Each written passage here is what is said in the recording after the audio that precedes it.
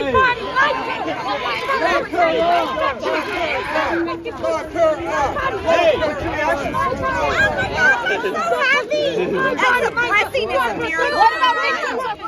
is so wonderful. I think we have to worry about the radical left. They're the ones that are going to perform an insurrection here at the Supreme Court. We've got to protect women. Ruth said us is a domestic terrorist group, and so is James Revenge. And anyone supporting abortion is supporting them. Thank you. This is the greatest survivors of Move to the side. Ma'am, move to the side. Move to the side. Okay, yeah, go for it. Go. Just so we're clear about what happened here, Marjorie Taylor Greene was so intent on getting her 15 minutes of attention for the day that at the moment the Supreme Court overturned Roe and stripped women of their bodily autonomy, she decided to wade into that crowd so she could crow about how, quote, wonderful it was.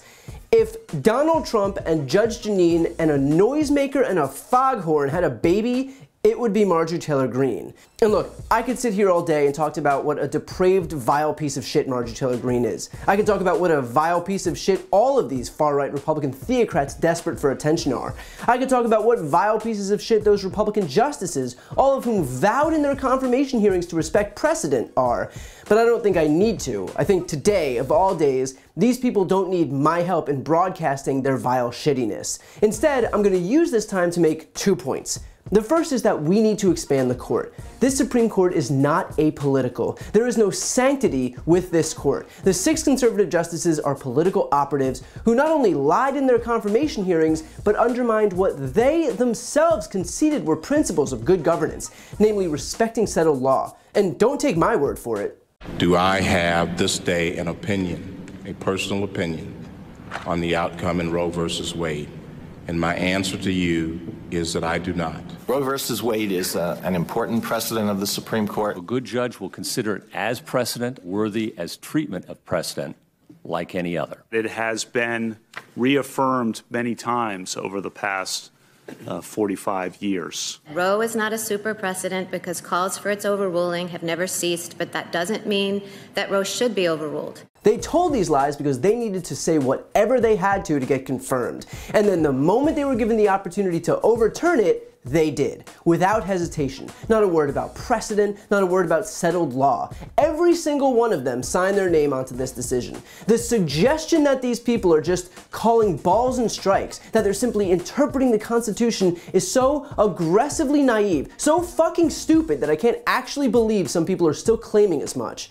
So I know that we're supposed to be afraid to say expand the court, but expanding the court isn't extreme. What is extreme is doing nothing in the face of an unprecedented rollback of civil rights. What's extreme is allowing this all to stand. What's extreme is pretending that there is no recourse here when there is, and handing Republican Christo-fascist theocrats an unearned and unpopular victory. That is the extreme position here. Beyond that, let's also not pretend that Americans give a shit about the composition of the court. No one is waking up and saying, phew, thank God there are 9 members of the court today. Democracy is solid. It's intact. Give me a break. It is their rights they care about. No one cares whether there are 9 members of the court or 19, but I can damn well promise you they care about their own civil rights. So while Republicans are desperately trying to will into existence this idea that court expansion is radical, that's just to cover for the fact that the only radical thing here is what their Supreme Court has just done. That's my first point. The second point is this. I know it's easy to look at what's happening and say, why bother voting? Democrats have full control of government and it's only gotten worse. But a few things here. First, for democracy to work, you don't just win one election and sit back forever. Every single election matters because nothing is guaranteed in democracy and we have to keep fighting. Second, giving up is exactly, precisely what Republicans and those responsible for gutting Roe want you to do. They want you to feel overwhelmed and helpless and defeated. Do not reward them for stripping you of your rights. You have to keep fighting. And 3, we're close. 20 years ago, Democrats supported the Defense of Marriage Act. Now there's only one single Democrat in office, Henry Cuellar, who's anti-choice. We are so close. What we need is only 2 more senators who will eliminate the filibuster. That's all. We have come so far. So I know it's easy to point to our majorities and despise the fact that we haven't passed a law codifying Roe. Trust me, I don't think words could adequately reflect my visceral contempt over Manchin and Sinema's insistence on protecting the filibuster, but we are close. The ball is at the 5-yard line. This isn't the time to give up, it's the time for a full court press. So with that said, please, please, please do your part and help the people around you register to vote if they're not yet registered. You can go to vote.org, you can go to votesaveamerica.com, they all make it easy. But we all have someone, a newly turned 18 or 19-year-old, a politically apathetic friend or family member, someone who considers themselves more in the middle. Explain the stakes and do your part. And if you don't think that you helping register 1 or 2 people will make a difference, just remember, in Wisconsin, if Trump had added only 3 more votes per precinct, he would have flipped the state.